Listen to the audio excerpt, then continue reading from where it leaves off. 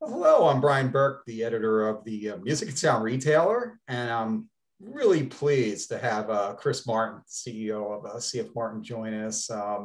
It's always, you know, an educational experience when I talk to him. It's always such fun, and I I can't get enough of talking to Chris, so I had to get you Good. on the line again here. Well, we don't call it line anymore; it's Zoom. So okay. Right.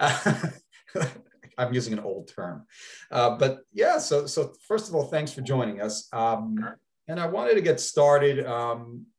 It's not going to be long before you head toward the chairmanship position at the company. Yep. So can you tell, that's July, I believe. Can you tell us about, I know there's a lot that's happened in the, you've been in the industry for, say, like 40 years. Yeah. So I know there's a lot that you could probably talk about in that time, but can you give us a couple of memories that you could remember that are, been really important moments, either for you or for the company that you could bring up? Oh boy. Let's go back to the beginning of my career when, my parents were divorced, but by high school, I was beginning to show an interest in the business. So I would come and visit, generally stay with my grandfather. One summer, I followed a guitar through production. That was fascinating. Got to do a little work on like reject pieces. I didn't really build the guitar that I ended up with. And so that's when I'm like, boy, this is something that, this building exists with these people in it that are really dedicated to making this thing that makes music. So then I go off to college. And this is the point at which it was kind of the tail end of my dad's career. He joined the business in the folk boom, catches the folk rock boom, makes a couple of acquisitions. Darko Strings was brilliant. The other three didn't work out very well.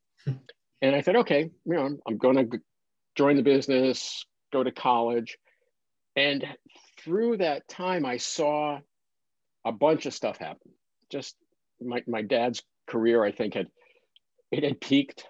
And he was challenged by the fact that business was getting to be more difficult. It wasn't just how many more D28s can we make because the world wants them, that the music was moving away from the acoustic guitar over to disco, digital sampling keyboards. And it was a really, really, really challenging time for the company. And I guess in hindsight, I might have wanted to say to myself, are you sure you really want to do this? Because it's the tail end of someone else's life. It was the tail end of my dad's life and my grandfather's life. But my grandfather, more than my dad and I had an awkward relationship, but my grandfather and I became very close because I think he saw in me the next Mr. Martin. And I saw in him the Mr. Martin that was going to keep this family business going no matter what. And that helped me when my grandfather died. My father retired under duress, which I don't want to do. And then my grandfather passed away because he forgot to retire. And that's when the board put me in charge. And I'm like, okay, I'm doing this because I'm a Martin. And I felt an obligation. I felt an obligation to at least try to help to see if this business could survive. At that point, it was survival, just because my dad had cobbled the company up with a lot of debt. So we worked with the banks. Our banks fired us, actually. They said, no, we're done with you, because there was a bunch of bank consolidation, and the people that ended up buying the local banks didn't know my dad, and they looked at the books and they said, this is a mess. So we ended up in Workout with a little bank in Reading. And I remember Bob Hoke, who was the CFO, back when you would open a letter to find a check, and he would go over to the mail desk and open every letter and accumulate the amount of money that came in. And then he would call the Workout bank and say, today, we're actually sending you some money, but tomorrow I don't know. And tomorrow tomorrow is today. I didn't get as many checks in. I need some money. And in a way, that discipline was good because it made us all understand that, business is precarious. It isn't a guarantee that it will continue into the future. And that was a really good thing for me to learn very early in my career. Okay, great. Okay, and tell us about the you started the search, you announced several months back. Yeah. So tell me how the search is going for a new CEO, and also what qualities are you looking for in a person? Yeah. I mean, I guess you've had to, I'm sure, look at that right away. So Yeah. what are you looking to find? So I've been talking about retirement off and on for probably 5 years, because I realized, particularly with my NAMM commitment, that I'm going to end up coming out the other side as NAMM chairman. And do I really want to go back and continue to be Mr. Martin CEO? And I said, no, I don't. And Claire, who's 16, just got her driver's license, actually for the first time said to Diane the other day, I'm thinking about minoring in business when I go to college. I'm like, oh, okay. I'm not pushing her, but okay. But she's 16. So, she's not ready. Even if she wanted it, she's not ready. So there's going to have to be an interim. And that's not unusual in family businesses, depending on where the generations are.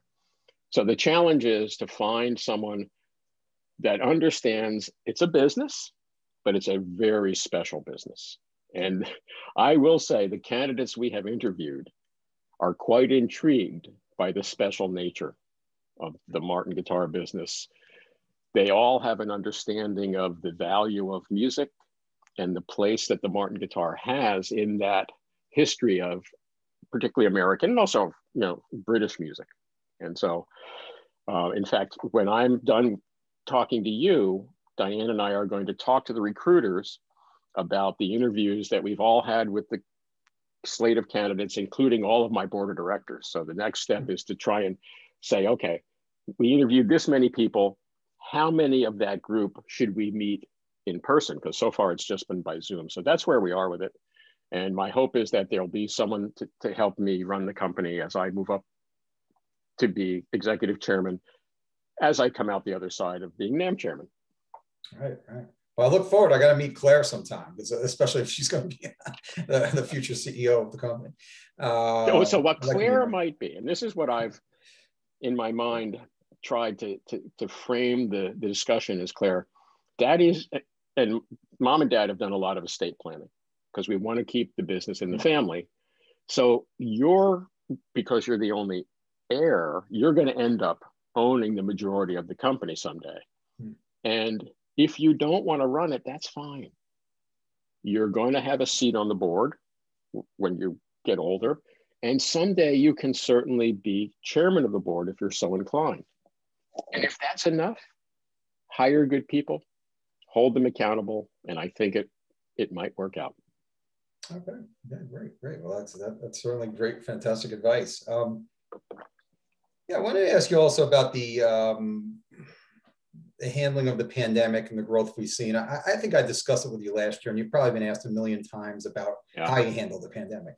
I think we've gone over that, but I did want to get more into, are you surprised / impressed at how well the industry did as far as guitars, not every area, but as far as guitars did during this period when we had everyone stay at home? I mean, the growth has been, we're going to have in our April issue, we have, according to MI Sales Track, it was 15% up just last year, which for, some industries, that doesn't sound that great.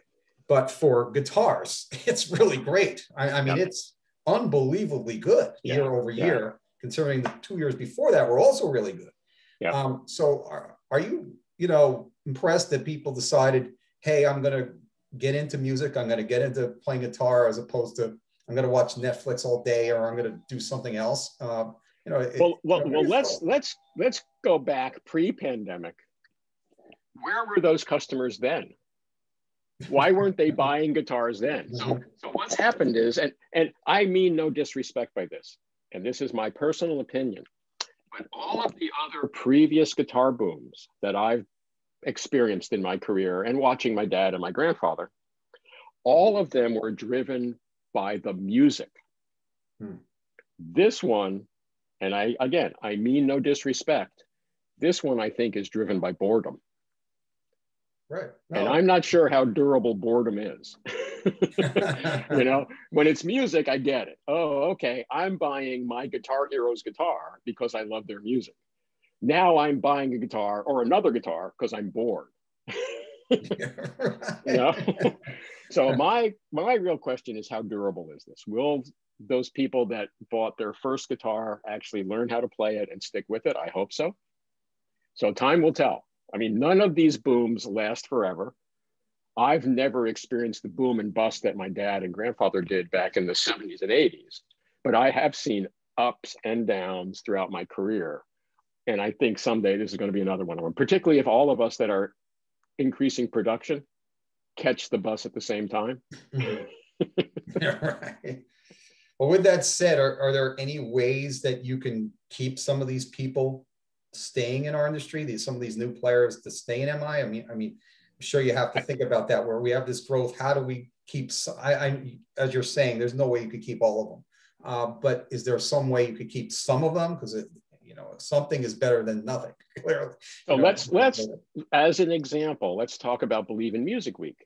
That I think, because I'm NAMM chairman, I suggested to my colleagues that we jump in with both feet, right? Why not? I know this is novel, never been done before. And if I wasn't NAMM chairman, we probably would have kind of looked at it, from the outside and said, yeah, maybe we'll participate, but we're not sure what it is. But what we captured were names of people, some of whom may be new.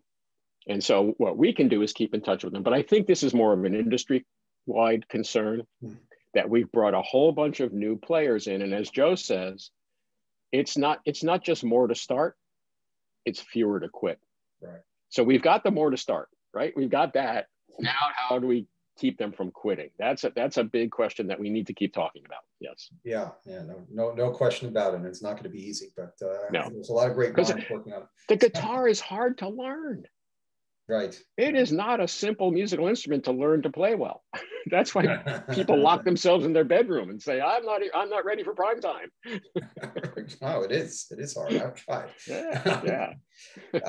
Yeah. I also wanted to ask you, one thing you're making a big push into this year is ukuleles. Why did you decide to make that move, and how's it going so far for you? So I've been watching the uke market for a long time, and we've been in it. We never got out of it, but where it would go south for us is it was not a big part of our product line. In fact, let me unpack this a little bit. The customer that kept us in the business was our Japanese distributor, Kurosawa.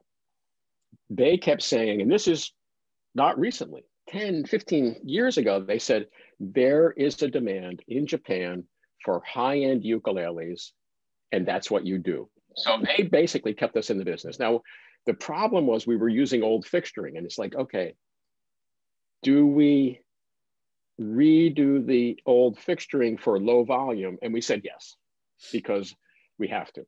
And that actually helped us every time demand would pick up a little bit. And I finally ended up calling Brian Majeski. I said, Brian, I've been watching this uke market, and we're on the periphery, even though we probably have been in it longer than anyone else. How big do you think this market is? He said, you mean domestically? I said, no, worldwide, because we're a worldwide brand. He goes, Chris, I think it might be $150 million. So I went and looked at our sales, and I said, here's Martin Guitar, the oldest ukulele manufacturer on earth, and we own 1% of that market. And I'm like, I see opportunity. I think we can double our share. So that's our goal for this year, is we hope by the end of this year, we're going to have 2% of the market. And then I said to my colleagues, and next year, you know what our goal is? And they go, yes, Chris, it's double our market share. So we got some runway here. Good luck with that. I'm sure. Well, look, I'm sure you're going to do great. You got great minds there. What we can't do is make a $99 ukulele. So that's a feeder. That's your beginner uke. Right. And if you stick with it, we're ready for you when you're ready for your next ukulele. Right. Okay. And then lastly, on before we switch to the NAMM hat. Okay. I don't know if you have a NAMM hat. That would have been cool. You would have put it on now. Never mind. And I want to ask this a little differently than I originally would have intended, but I think it should be good. I wanted to ask you about thoughts about the future for the company. But maybe it's better to say it this way. When you hire a new CEO, what are you going to tell them about the future of the company and where opportunities might be? I mean, I think it would be better to have you answer that than just ask your thoughts on the future. So I'm going to be boring, because sometimes boring works. It's worked for me. And in fact, this was a question that one of my directors asked me relative to the CEO candidates that we've all interviewed. And I said, I want to do what people want us to do. I want us to make great guitars, great ukuleles, and great strings. That actually keeps us pretty darn busy. And my other concern is, from a competitive standpoint, I'll bet our competitors would love it if the new CEO got distracted by some shiny object. Look at how green the grass is over there, Mr. New CEO. Maybe Martin Guitar should start making solid body electric guitars because they're in demand and we make guitars, right? Mm-hmm. And so you can get distracted very easily. Yeah. And my competition would love it if the Martin Guitar got distracted from making dreadnought guitars. They would be like, Chris, keep chasing those solid body electric guitars. Have at it. Have fun, buddy. I'm not going there. I'm sticking to my knitting. And that's what I hope the new CEO does. Now, certainly we can build on the foundation like the new 13 model, right? It's an acoustic guitar. It's a Martin, but it's different enough that it got some people excited who said, oh, Martins are my dad's guitar. Not this one. This is not your dad's guitar. Right. Okay.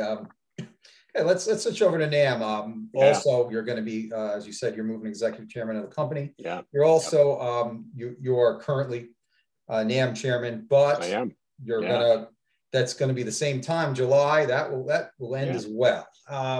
So give me some thoughts and highlights. Boy, I mean, I couldn't imagine anyone having to deal with a more challenging 2-year period probably than you had to deal with, unfortunately, sadly, with a pandemic. But tell me about some of the highlights that you had, in these past, well, we're not there yet, but almost 2 years. Well, let's go back and again, being NAMM chairman is an 8-year commitment. It's not a 2-year commitment. Right. You start as secretary. So 7.5 years ago, I was secretary of NAMM for 2 years. And then when Robin moved up, I moved up and I became treasurer. And the value of being treasurer is you get to peek under the hood of NAMM in terms of the finances. And you get a real understanding of certainly the value of a trade show and how much the trade show supplies fuel for NAMM to then reinvest in making music. And then you become vice chair. Now, normally, under normal circumstances, the vice chair's job is to watch the chairman, right? Watch what the chairman does because you're going to do that. And this way you can get a sense of what's involved. So I'm watching Robin, and Robin's traveling around the world with Joe and going to all the trade shows. And in the meantime, NAMM's attorneys said, oh, by the way, NAMM has this little foundation thing, which is really great, but it's part of NAMM. That's not good. This foundation needs to be independent of NAMM. Having it be part of a trade association is problematic from the standpoint of the IRS. And we, your attorneys, want to say to the IRS, no, these are two completely separate entities and they do not commingle funds ever. So guess what? I became the first chairman of the NAMM Foundation as an independent entity, which I'm really proud of because I'm at the point in my life where I believe in philanthropy and I can help participate in it. So that's been a joyful thing for me to be the chairman of the foundation. Now Joel's the chairman. I became chairman of NAMM, had a good trade show, right? A year ago. And then all hell broke loose. And I ended up sitting here talking to a TV for a year. The one advantage I had is I had the opportunity to travel around the world as Mr. Martin. So as much as I missed doing it with Joe, it wasn't like, oh, I never got to go to Japan and my only chance was when I was NAMM chairman. In fact, I said to Joe, when you and Joel go to Japan, hopefully next fall, not this fall, if the Gaki Fair happens, I'm coming on my own dime. And I want to go down to Hamamatsu with you and Joel, because that's one of the things that Joe and the chairman does. They go down to Hamamatsu in Japan to see all of our good customers, particularly Yamaha, right? Great customer of NAMM. Sure. And sometimes you want to go see the customer. So a year from this fall, I'm hoping to get on a plane and just kind of show up, and there will be Joel and Joe. And it's like, oh, Chris is here. All right, we're going to Hamamatsu.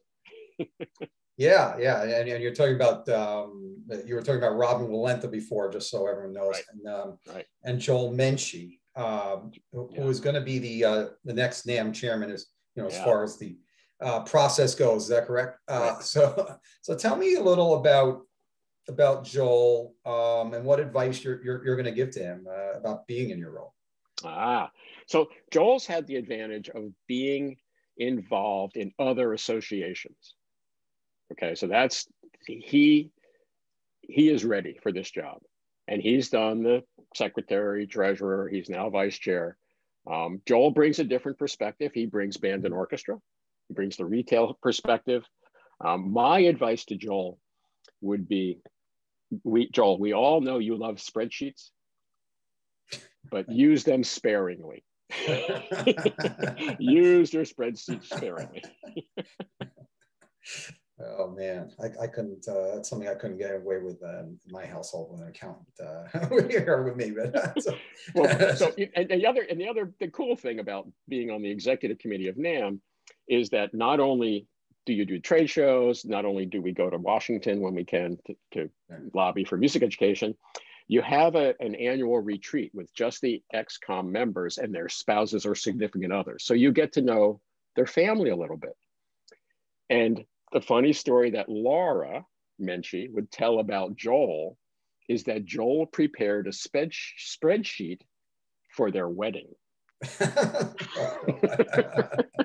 Oh boy, I got to talk to him about that. There you go. Right. So when you're interviewing Joel, you can say, Joel, I got to bring that wedding spreadsheet out. Everyone, I'm promoting the next Zoom interview with Joel Menchie. I got to get him.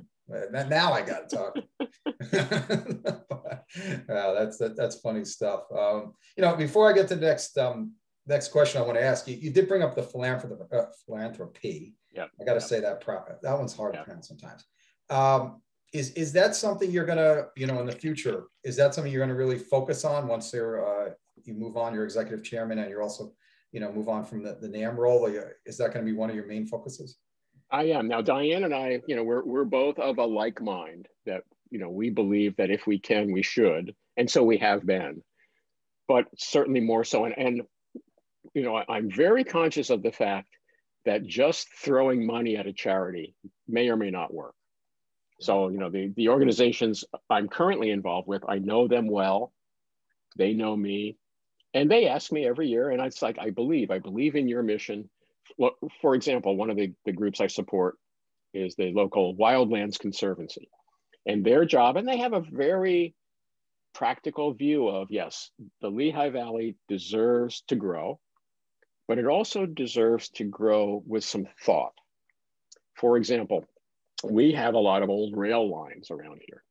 I wish they were still running, to be honest with you. I wish I could take the train to Philly. I wish I could take the train to Manhattan, because I would if I could. So those rail lines have been repurposed as rail to trail. And the key is to hook them together. Another example is if someone wants to give land, great. They want to preserve it, great. They get a tax deduction. And so the Wildlands Conservancy says, just giving us this cornfield is certainly valuable. But if we can hook your cornfield up to another cornfield, we can make a right of way for animals. And that's where preserving land really works for us non-humans, for the rest of Mother Nature. Just having a cornfield preserved by itself, it's okay. But when you can link them together and animals that migrate can use that as a migratory path, that's a very holistic way to look at the Lehigh Valley. And I'm very involved in that. And I'm very conscious of the fact that if we aren't careful, it's going to be tough to put the toothpaste back in the tube. Okay. Yeah, well, and another thing I wanted to bring up is that that I had to mention. Joe Lamond is often giving you credit for Believe in Music Week. That you said that was really important. You had to have that virtual event.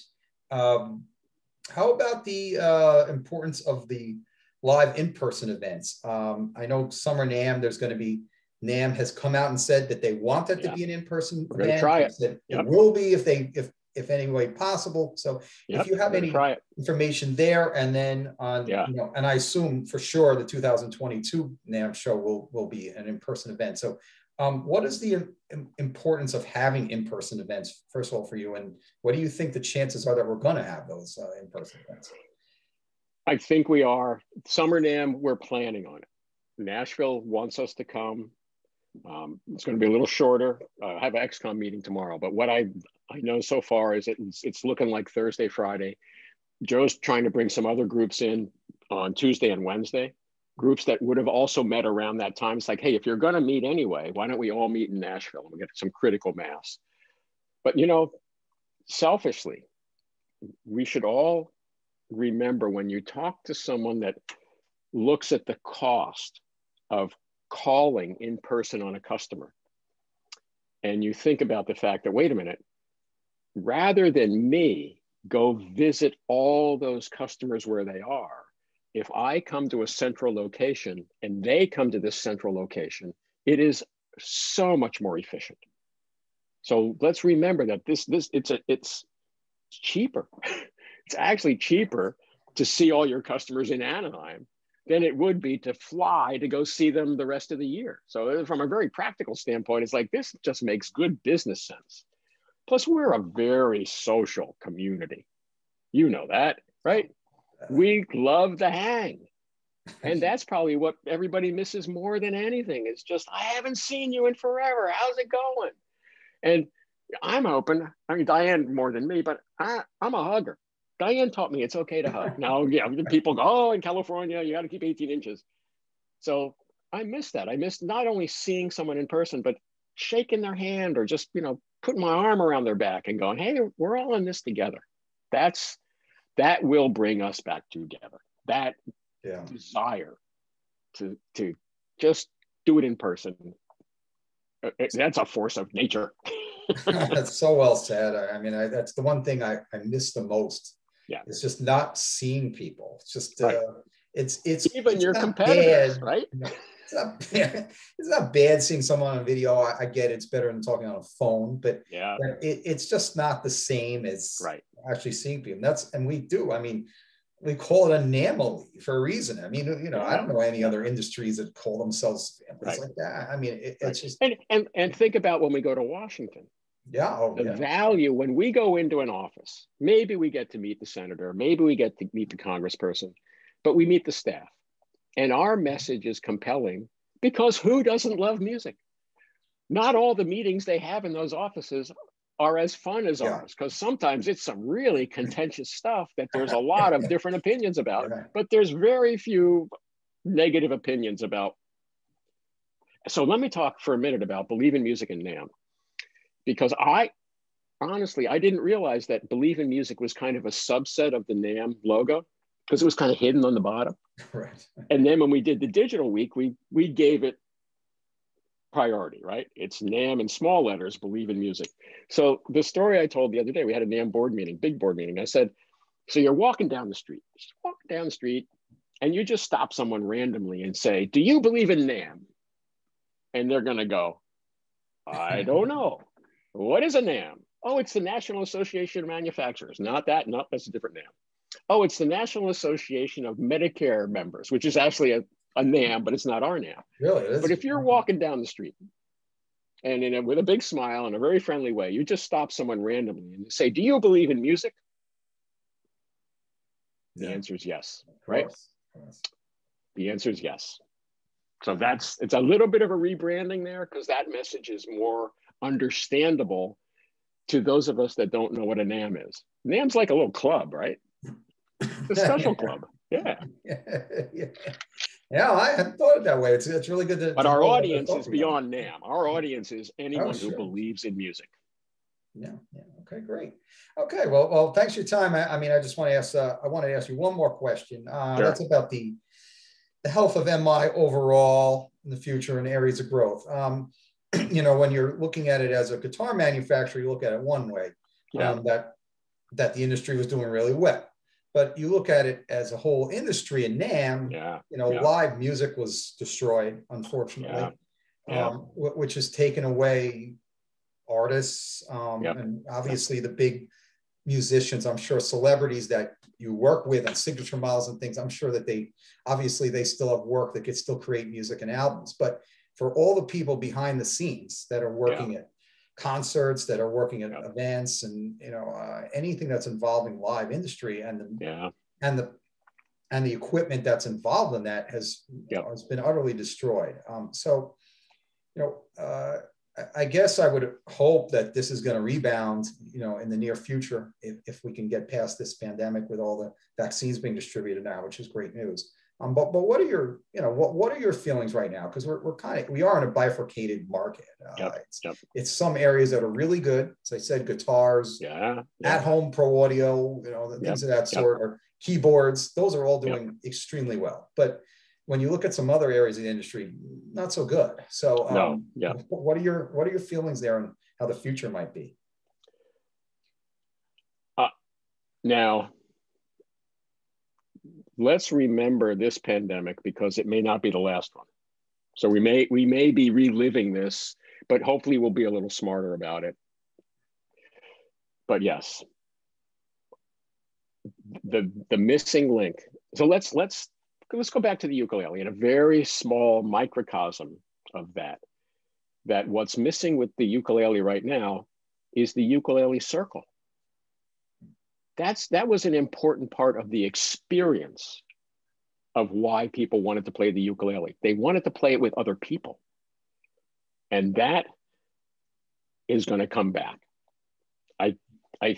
The thing that I scratch my head about is everyone has a different opinion about when things will come back. And when people talk about like 2023 or 2024 or 2025, I'm like, boy, I hope it doesn't take that long. Right.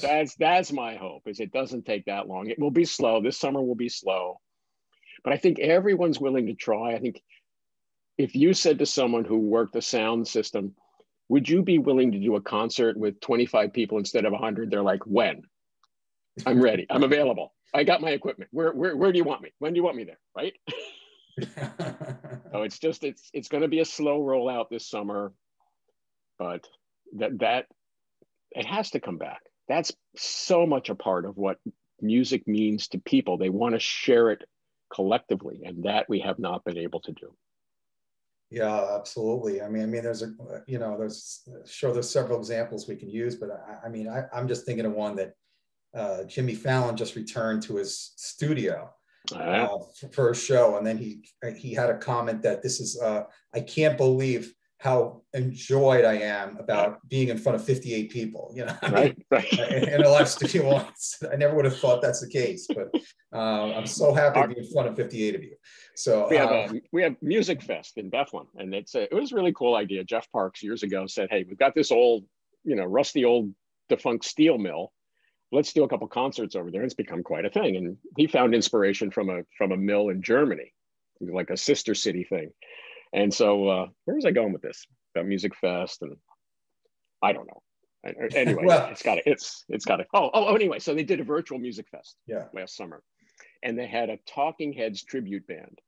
And the saddest thing was watching the band in a studio with no audience, finishing the song, and like looking for the applause. You could just see they're like, they had to motivate themselves, because that musicians, they get a rush from that, right? You play a good song and the audience claps. That's why they do it. And so we need to get back to that to inspire the musicians, because I don't think it's very inspiring to just do this. They want to be in a live venue looking at hundreds or thousands of people who are like, yeah, I love your music. That makes them want to write the next good song. Yeah, absolutely. I mean, it's, I'll just leave it on this note. I would be shocked if it takes to 2023 or 2024 to return to live music. Some areas might be slow. Yeah. But I just know too many people, including myself, that are just itching to go to I live know. concerts. And if it takes that long, it's going to be bad. No. Right. I think people are going to be buying up those tickets in Yeah. seconds. I Once agree they with you. Yeah. know. Let's leave it on that it's coming back faster than those naysayers believe. Yeah. That's going to come back. Yeah. I think that's going to come back by the end of 2021. And if it doesn't, it will be early 2022. Me too. Yeah. I can't imagine it being much before, much later than that. No. All right. Well, thank you, Chris. All I right. know we had a long conversation here. I hope everyone can enjoy it, though. It's so much. I could probably talk to you for hours, but I won't do that because I know you got a lot of things. All right. All right. Give Joel a call. You got to get him on next. I'm going to get,